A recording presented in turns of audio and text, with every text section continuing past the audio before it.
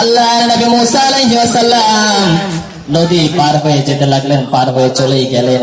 ফেরাউন পিছে পিছে আসতে লাগলেন।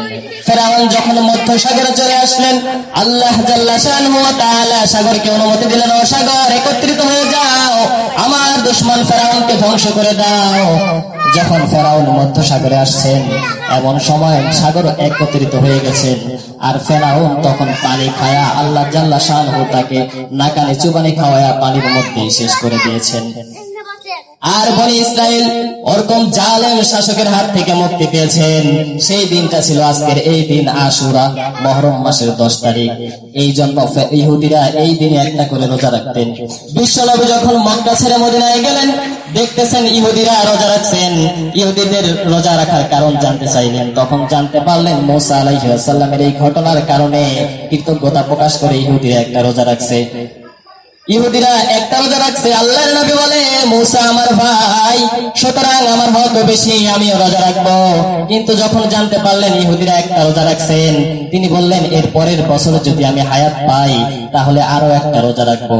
কিন্তু এই হায়াতটা আর আল্লাহর রাসূল পায় নাই, কিন্তু আশঙ্কা করেছিলেন আমি আরো একটা রোজা রাখবো। আর বলেছিলেন, আমি আল্লাহর কাছে দোয়া করি এই বছরে এই দিনে যে ব্যক্তি একটা রোজা রাখবে তার বিগত 1 বছরের গুনাহ আল্লাহ জাল্লা শানহু ওয়া তাআলা চাইলে মাফ করে দিবেন। আল্লাহ যেন আমাদেরকে এই দিনের বরকত হাসিল করার মতো তৌফিক দান করেন, এই দিনের নিয়ামত অর্জন করার মতো তৌফিক দান করেন। এই দিনে অসংখ্য নবীকে আল্লাহ জাল্লা শানহু ওয়া তাআলা সফলতা দান করেছেন, পুরস্কার দান করেছেন। আল্লাহ নবী নূহ আলাইহিস সালাম 950 বছর দিনের দাওয়াত দিলেন। 950 বছর দিনের দাওয়াত দিয়ে মাত্র 80 জনকে তার দলে আনলেন।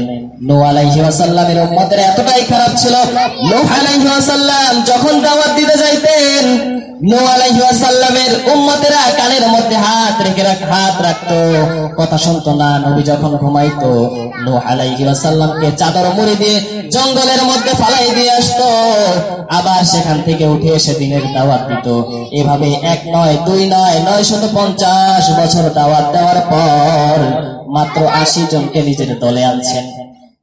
অত্যাচার সহ্য করতে না পেরে আল্লাহকে বলে, আল্লাহ এত অত্যাচার সহ্য করার মতো না রে মালিক। আল্লাহ বলেন, নূহ চিন্তা করো না, নৌকা বানাও, আমি মহাপ্লাবন দিব, নৌকা বানাও। আল্লাহ নবী নূহ আলাইহিস সালাম নৌকা বানাতে লাগলেন, আর মহাপ্লাবন শুরু হয়ে গেল। সকল বেঈমানরা এই প্লাবনে ধ্বংস হয়ে গেল। আর যারা ওই নৌকার মধ্যে বসেছিল, এই নৌকাটা যদি পর্বতের মধ্যে যায় যেই দিন থামছে, সেই দিনটাও ছিল এই মুহররমের 10 তারিখ। এই মুহররমে আল্লাহ জাল্লা শানহু ওয়া তাআলা এই দুইটা থেকে আমাদেরকে আমল করার মতো তৌফিক দান করুক। এই দিনে অসংখ্য নবীকে বিজয় দান করেছেন, আর অনেক নবীকে মাফ করে দিয়েছেন। আমরাও যেন এই দিনের বরকত থেকে মাহরুম না হই, সেদিকে লক্ষ্য রেখে এই দিনের বরকত হাসিল করার চেষ্টা করব। আমার জন্য সকলে দোয়া করবেন, এই আশা ব্যক্ত রেখে আমি আমার অসমাপ্ত অগোছালো আলোচনা এখানে শেষ